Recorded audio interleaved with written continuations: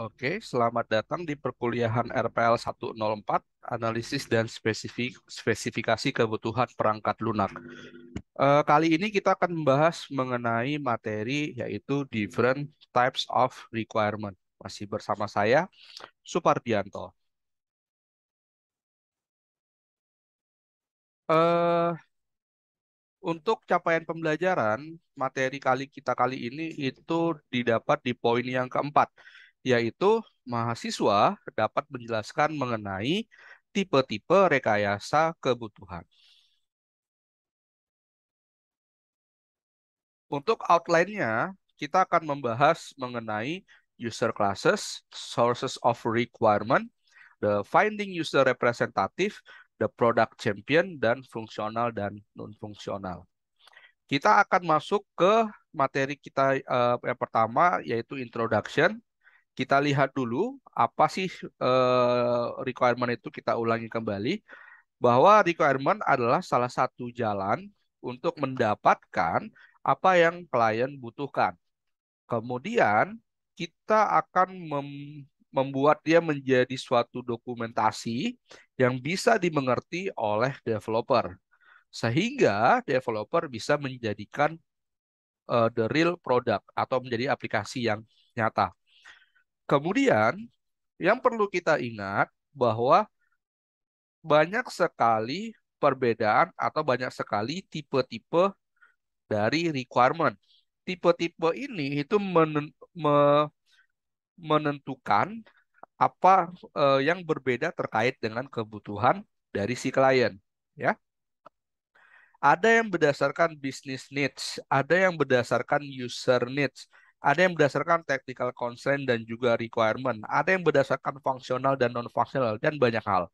Nah, beberapa requirement seperti ini kemudian biasanya untuk menjawab beberapa hal yang berbeda juga. Kalau pada gambar yang teman-teman bisa lihat, ini adalah different types of requirement. Lalu ada panah atas dan bawah. Di sini yang paling atas dia adalah high level. Lalu ada tanda kurung bahwa dia simple dan easy. Lalu turun paling ke bawah, dia ada more detail.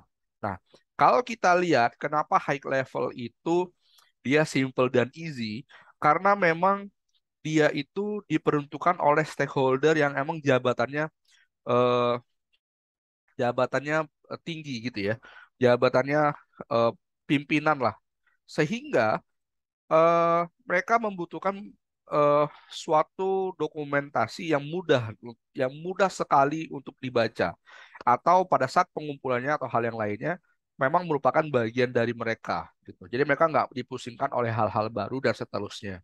Makanya di bagian high level dia dia merupakan business requirement yang memang aktivitas itu mereka lakukan. Maka bisa dilihat dari sponsor point of view, scope of the project, bahkan yang paling utama adalah bisnis objektifnya. Aplikasi ini kalau itu dibangun, itu nanti berkaitan dengan bisnis saya seperti apa, seperti itu. Lalu turun ke tengah. Kalau turun ke tengah, ini adalah user requirement, di mana memang kalau user requirement ini adalah mereka yang memang beraktivitas dalam eh, dan akan menggunakan si aplikasi tersebut. Makanya poin-poinnya adalah user the point of view, atau pandangan dari sisi pengguna yang menggunakannya. Lalu user goals-nya. Jadi tujuan dia ketika akan menggunakan aplikasi itu apa. Lalu kemudian berkaitan dengan user input dan output. Ketika dia sebagai pengguna itu memasukkan data atau apapun, dia akan mengharapkan informasi output berupa apa. Seperti itu. Ya. Lalu kemudian ada di bagian yang paling bawah, more detail, itu ada sistem requirement. Nah, di sini ada functional dan non-functional. Ini yang kemudian harus lebih detail dijabarkan mengenai requirement-nya. Karena apa? Karena inilah yang akan kemudian diberikan kepada programmer atau tim developer. Sekarang kita akan lihat untuk poin yang pertama, yaitu business requirement. Di bagian business requirement, ini mendeskripsikan ya kenapa si organisasi itu harus melakukan project ini atau melakukan membangun aplikasi ini, ya. Apa yang kemudian bisnis coba capai melalui aplikasi ini atau project ini, ya. Dan juga termasuk visi dan juga batasan atau scope pada project ini. Ini yang kemudian dijabarkan di pada business requirement, ya. Kalau dapat saya katakan, ini adalah semacam proposal. Jadi kayak proposal yang kita buat untuk kita ajukan kepada atasan supaya atasan bisa menyetujui atau tidak, seperti itu. Maka di dalam proposal kita masukkan apa tujuan kita membuat proposal ini, apa yang kemudian akan berperan proposal ini terhadap perusahaan dan seterusnya. Business requirement can be interpreted in the project charter, business case, project vision, dan scope statement. Ya, maksudnya ini nanti membutuhkan beberapa hal-hal yang terkait, gitu ya. Nah, hal-hal terkait ini adalah merupakan bagian dari si business requirement. Seperti project charter tadi, kalau kita melihat kayak perjanjian project misalnya, atau pada kasus bisnis, atau pada project vision, dan seterusnya. Kemudian, we gather business requirement information the project owner. Berarti kita menggali business requirement itu dari stakeholder yang namanya project owner, gitu ya. Stakeholder dan juga jadi project team untuk mendevelop high level goal of the project. Jadi memang yang paling pertama kita bangun dia business requirement ya untuk kemudian kita tunjukkan kepada eh, para pimpinan atau para sponsor atau para investor seperti itu. Bahwa memang inilah yang jadi tujuan dari si aplikasi atau project ini, ya. Lalu yang perlu digarisbawahi di bagian yang terakhir adalah, however, we cannot build the software from this high level information alone. Artinya, hanya dengan berbekal business requirement, apakah aplikasi bisa jadi? Masih belum, ya. Masih akan sulit kemudian untuk masuk ke dalam tahapan pengembangan si aplikasi. Lalu kemudian kita masuk ke communicating business requirement. Business requirement can be communicated using this document. Artinya, ketika kita menyusun business requirement, maka kemudian kita bisa menggunakan beberapa dokumen ini sebagai bahan atau source-nya. Ada problem statement, ada project vision, ada project constraint, berkaitan dengan budget, schedule, ya, dan juga resource. Lalu ada berkaitan dengan project objective, berkaitan dengan project scope statement, business process analysis, dan juga stakeholder analysis. Lalu yang saya highlight di sini itu adalah mengenai business process analysis. Bahwa memang ketika kita membangun business requirement, maka kita melihat dokumen yang namanya business process analysis. Apakah memang sebelumnya di organisasi tersebut sudah pernah dilakukan analisis bisnis proses? Biasanya keluaran dari bisnis proses ini melihat apakah memang aktivitas yang berlaku saat ini itu sudah efektif apa belum.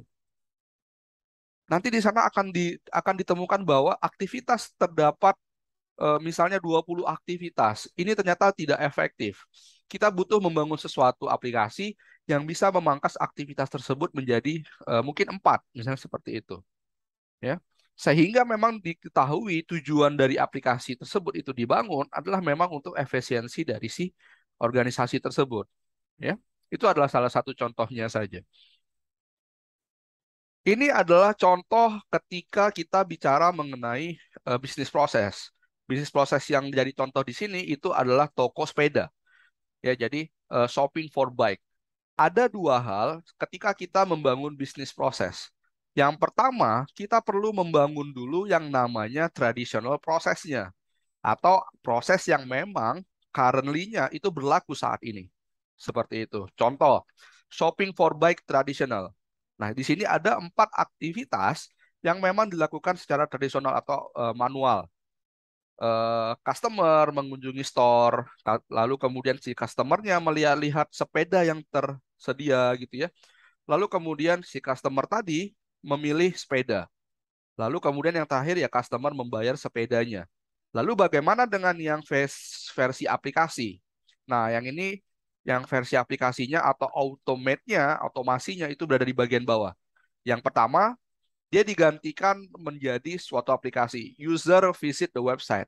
Artinya si customer tadi tidak lagi mengunjungi toko, tapi mengunjungi website atau aplikasi dari toko tersebut.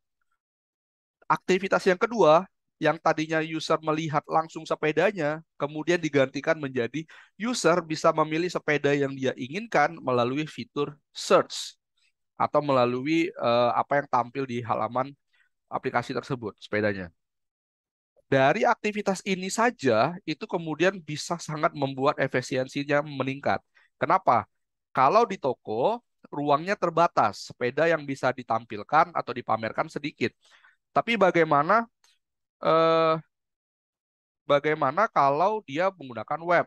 Nah, kalau dia menggunakan web, maka apa yang kita bisa display atau tampilkan itu jumlahnya bisa banyak, ya, bisa lebih dari satu.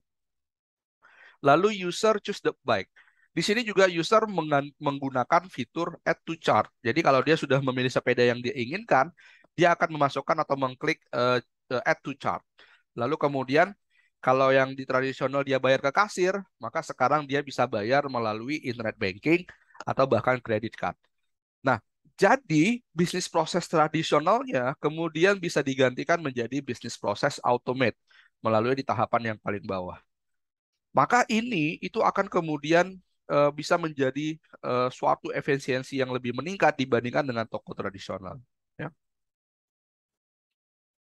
Lalu kita lihat yang kedua adalah user requirement. User requirement outline-nya adalah apa saja task yang user itu lakukan yang akan dilakukan oleh si produk aplikasi nantinya. Dan kemudian dia mendefine apa yang si aplikasi tadi harus lakukan kepada si user. Ya, ini dari user requirement. User adalah individual who will end up using your software. Makanya dikenal dengan nama end user. Jadinya siapa yang paling akhir menggunakan aplikasi ini? Ya tentu si customer tadi kalau di kasus toko sepeda misalnya. Ya, end user is so critical to product sukses. Jadi memang kalau pengguna akhir ini itu sangat penting untuk kesuksesan dari si aplikasi ini ke depannya. Makanya kita memang harus melakukan requirement berdasarkan si usernya tadi. Kita bisa mengekspresikan user requirement dengan menggunakan use case atau user story. Ya. Di dalam user requirement, kita harus mendefinisikan yang namanya user class. Ada berbagai macam jenis user class. Ada kriterianya. Untuk poin yang pertama, kita membagi user classes berdasarkan dari frekuensi penggunaan produknya. Jadi kalau kita buat suatu aplikasi, user mana yang paling akan sering menggunakan si aplikasi ini? Nah, itu frekuensi of the using product. Kriteria yang kedua adalah their application domain knowledge. Artinya memang bahwa aplikasi ini yang dibuat itu memang ranahnya, domainnya atau keahliannya mereka, misalnya seperti itu. Sehingga mereka akan menggunakan si aplikasi. Contoh, kita buat Adobe Illustrator. Nah, domain knowledge-nya adalah si para desain kan gitu, para desainer dan seterusnya. Lalu ada computer system expertise. Ada the fitur they use, ya berdasarkan fitur-fitur yang akan mereka gunakan.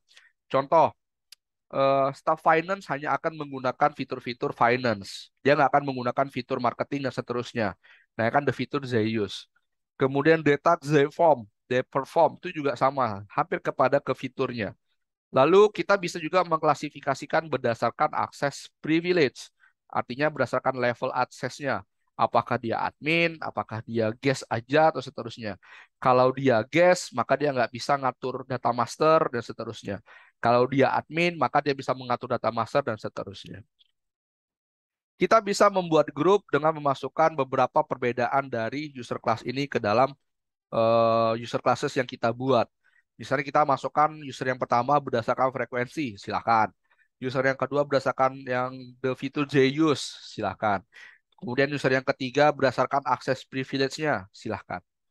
Kemudian, kalau kita memiliki satu user class yang memang dia adalah critical di produk ini, yang menurut kita critical, atau yang menjadi tulang punggung penggunaan produk atau aplikasi ini, kita tandakan dia sebagai favor. Atau kita tandakan dia pakai apostrof, tanda bintang. atau kita bold misalnya, itu juga bisa. Itu hanya salah satu contoh saja. Ini adalah user classes ya, contohnya pada chemical tracking system ya. Suatu sistem yang digunakan untuk men-tracking bahan kimia. Di sini user classes-nya adalah chemist sebagai favor, health and safety department staff sebagai favor, kemudian ada buyer, ada chemical stockroom staff. Ingat, kalau yang favor tadi, maka dia yang critical, artinya yang paling sering atau berinteraksi dengan si aplikasi. Di sini adalah semis dan health safety department staff. Kalau semis itu dilihat dari frekuensinya, bahwa memang yang paling banyak menggunakan aplikasi ini itu adalah si semis.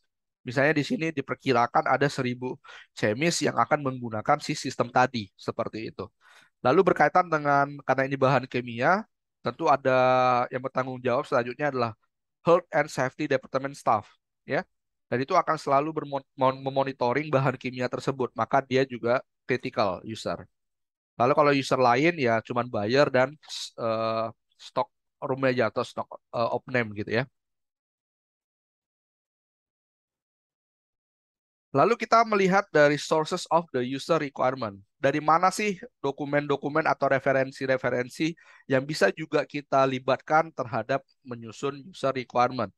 Kita bisa menggather user requirement berdasarkan yang pertama interview and discussion, terutama dengan potensial user. Ini sudah pernah saya bahas sebelumnya, bahwa memang yang paling umum kita lakukan adalah melakukan wawancara. Lalu dari dokumen-dokumen yang memang mendeskripsikan mengenai current process atau juga berhubungan dengan competing product atau produk yang sejenis, itu juga bisa menjadi referensi. Lalu kemudian mengenai problem report atau enhancement request from the current system. Artinya mungkin ada report yang sudah pernah dilaporkan kepada pimpinan mengenai aktivitas di project tersebut atau di perusahaan tersebut. Itu juga bisa berkaitan menjadi eh, user requirement gitu ya. Analisis event dan respon dari sistem. Misalnya, ada event yang terjadi ketika suatu pesanan tidak dapat selesai karena eh, tidak eh, karena ketika melakukan request bahan baku kesulitan. Nah, berarti kan ada event yang terjadi. Eventnya pesanan tidak selesai karena sistem masih manual, misalnya request bahan masih manual. Ini bisa jadi bahan user requirement. Lalu kemudian dari marketing survei dan kuesioner. Misal, eh, di toko sepeda tadi nih ada marketingnya. Orang misalnya kayak ada staff gitu ya, ngomong dia sama customernya. Ada customernya bertanya, ada jenis sepeda lain nggak? Lalu marketingnya jawab, oh ada tapi nggak di sini di gudang. Lalu si customernya bilang, saya bisa lihat. Waduh, mohon maaf nih tidak bisa lihat. Nah, oke lah, kemudian customernya tidak jadi beli.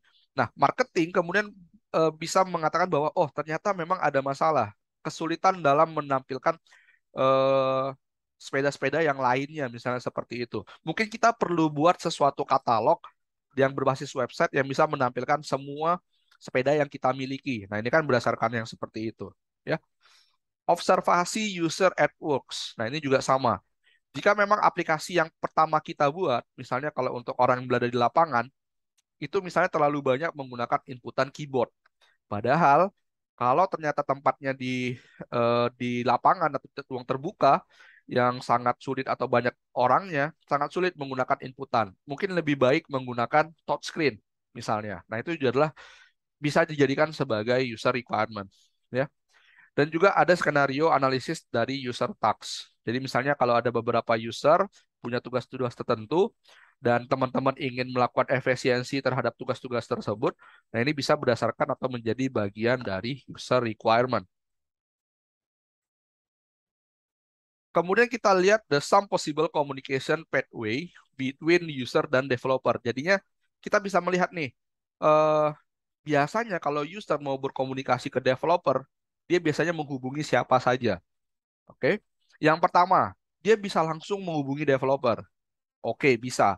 Cuman kita sudah pernah bahas bahwa kalau itu dilakukan, maka ada masalah-masalah common problem yang muncul.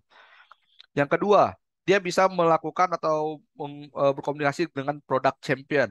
Ya, nanti akan dibahas mengenai product champion. Di mana product champion bisa langsung nanti komunikasi dengan bisnis analis. Yang ketiga, user bisa melakukan menyampaikan user requirement-nya melalui focus group discussion. Nanti juga ujung-ujungnya ke bisnis analis misalnya.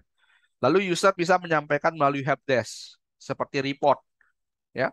Dia mengirimkan report ke helpdesk akan menampung, nanti dikirim ke bisnis analis untuk diteruskan ke developer, ya.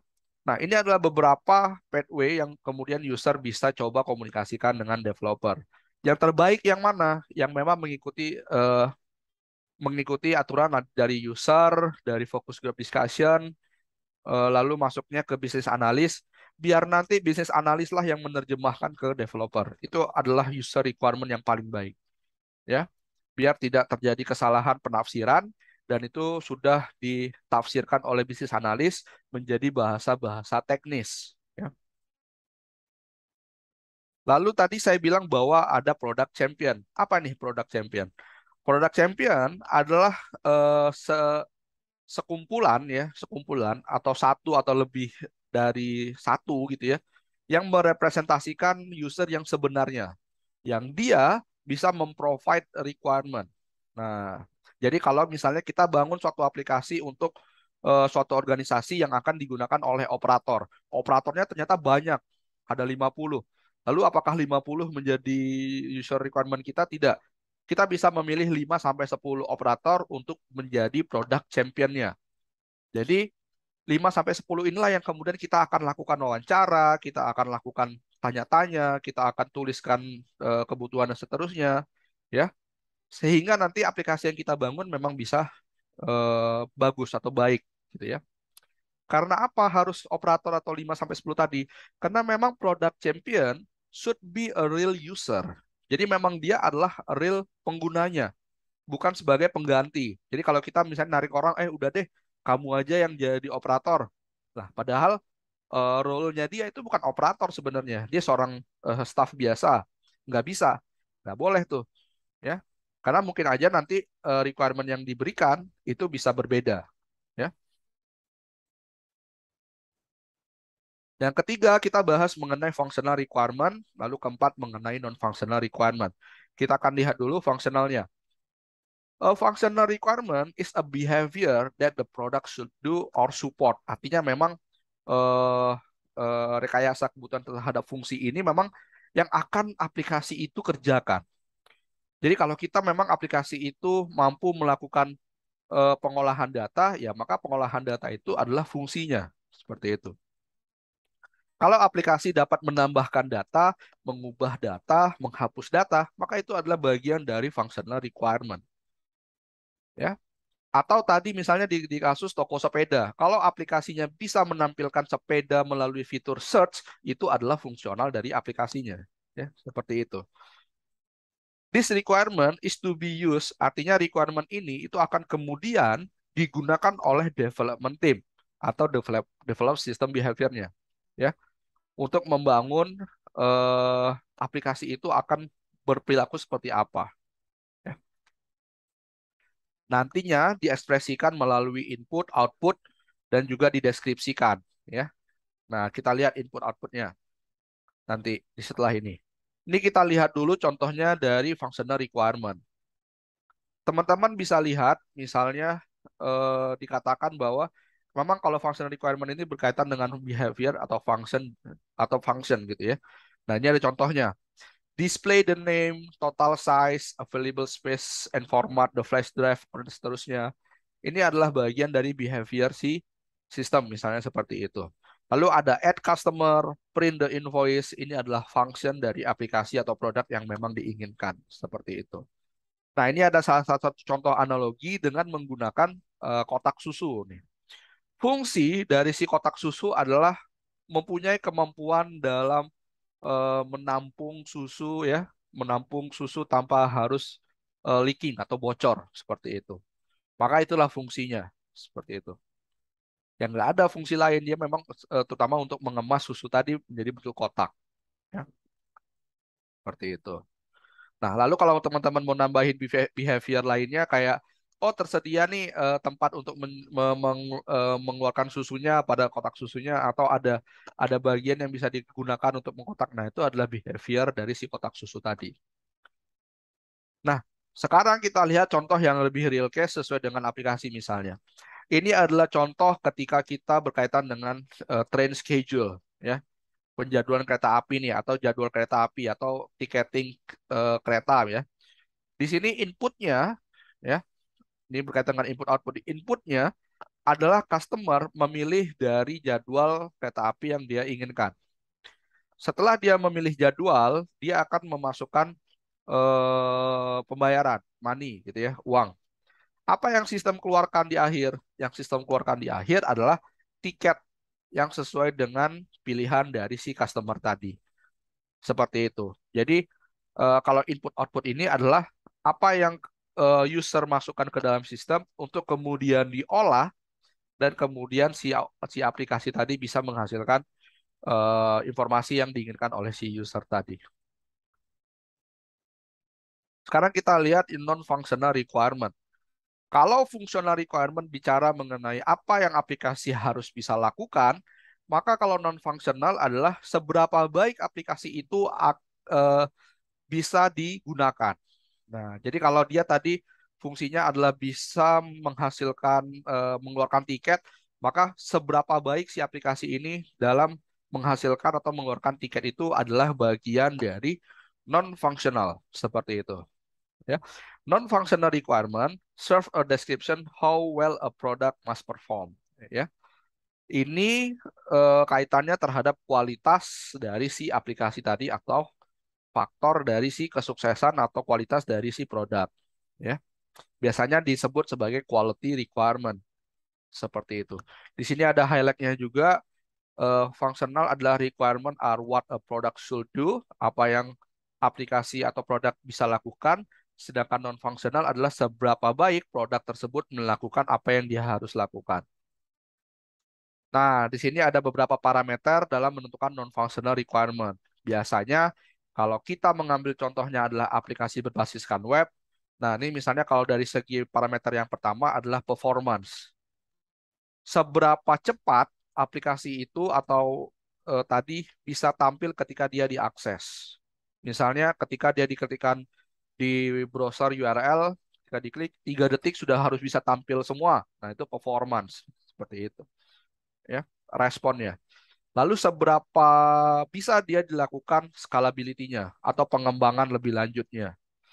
Lalu availability terkait dengan ketersediaan. Apakah dia bisa selalu tersedia 24 jam, 7 hari seminggu, atau 30 hari sebulan misalnya. Berarti harus jalan terus-menerus tanpa berhenti. Nah, itu terkait dengan availability. Reliability juga hampir sama, ketersediaannya juga. Kalau terkait dengan recoverability, ketika dia down, seberapa cepat dia kemudian bisa recover kembali. Ya. Dan banyak lagi hal-hal yang lain yang memang merupakan bagian untuk menunjukkan bahwa aplikasi ini mempunyai kualitas yang baik. Ya. Ini contoh ada suatu helm. Helm itu memang fungsinya adalah melindungi kepala, tapi kita bisa tahu bahwa kualitinya adalah dia tidak boleh hancur di bawah tekanan atau lebih dari 10.000 misalnya seperti itu.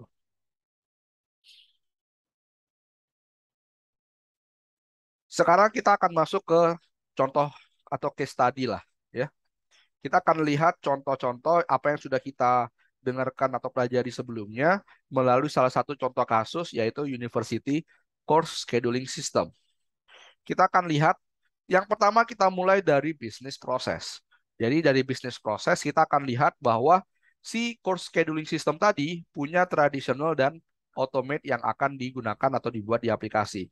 Kalau tradisionalnya, aktivitasnya ada tiga. Yang pertama, si staff itu ask for the lecturer schedule. Artinya si staff tadi harus menanyakan kepada lecturer mengenai jadwal yang dia miliki. Seperti itu. Apakah dia memang sudah punya rencana dalam bulan ini atau dalam satu semester ini, dan seterusnya. Lalu kemudian aktivitas yang berikutnya, dari jadwal yang dia sudah dapatkan, staff tadi kemudian menyusun secara manual mengenai jadwal si dosennya tadi, ya, terkait dengan available place dan juga time-nya. Lalu kemudian kalau sudah selesai, aktivitas yang ketiga mengenerate complete timetable untuk satu semester, misalnya seperti itu.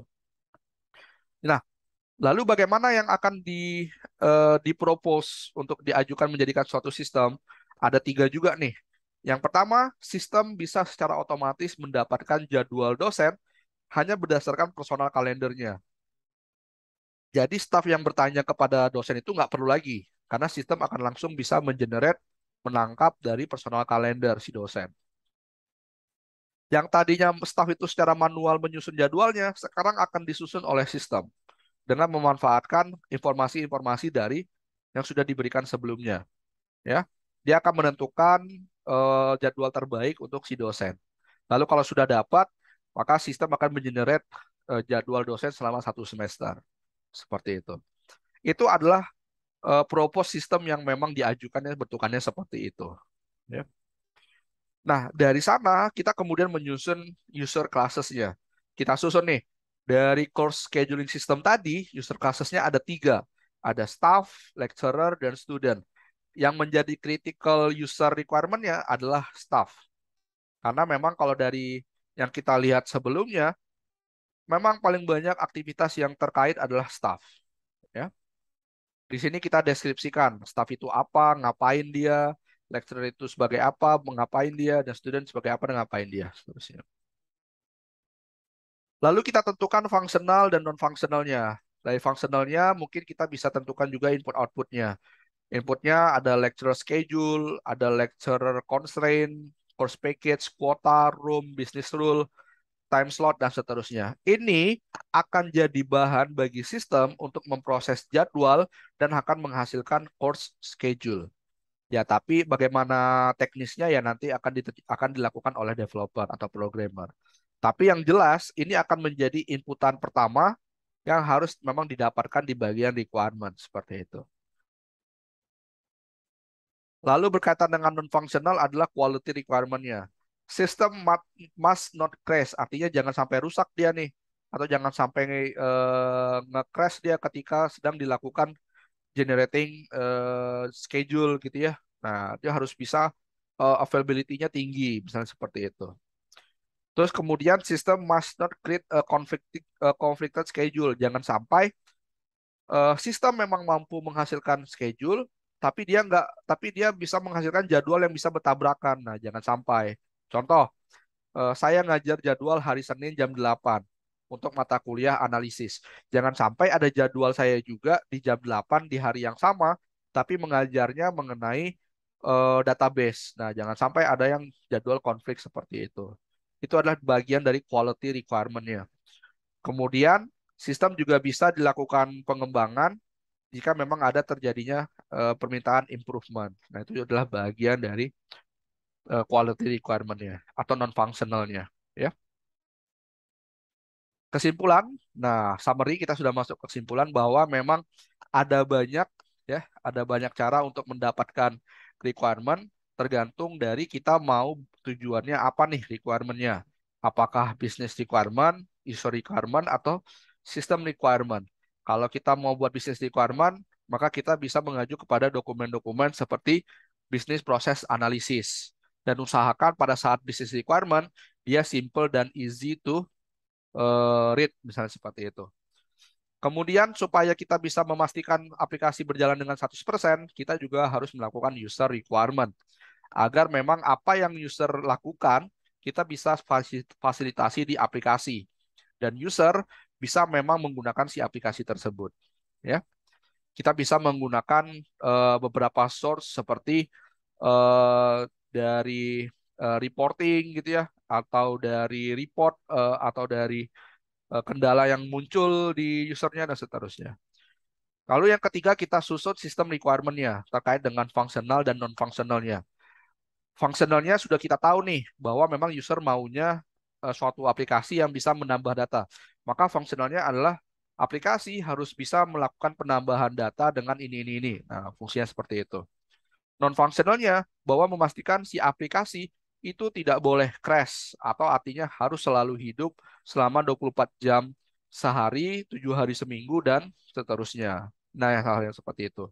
Jadi, gunakan materi kali ini untuk teman-teman bisa susun mengenai requirement lebih baik lagi. Ya, itu aja yang dapat saya sampaikan di materi kita kali ini. Kita jumpa lagi di materi kita selanjutnya. Terima kasih.